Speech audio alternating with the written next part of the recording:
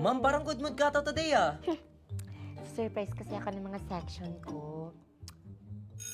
Oh, grabe. Dami naman yan, ma'am. Wow, Ma'am Lopez, happy na. Teacher's Day pa.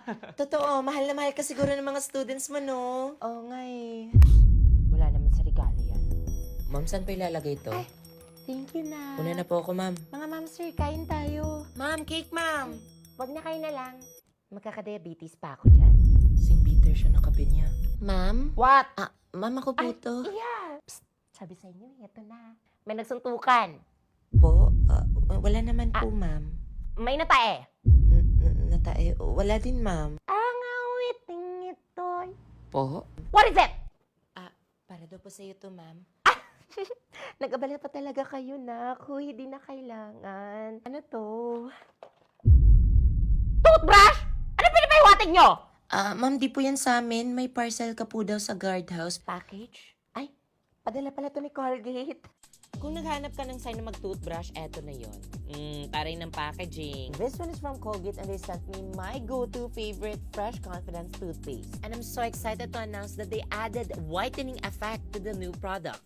It also came with some stickers, an invitation to celebrate the launch of Colgate Fresh Confidence White Blast in a night of fun, dancing, music, and leveled up freshness experience. And of course, may pag-game card na sila.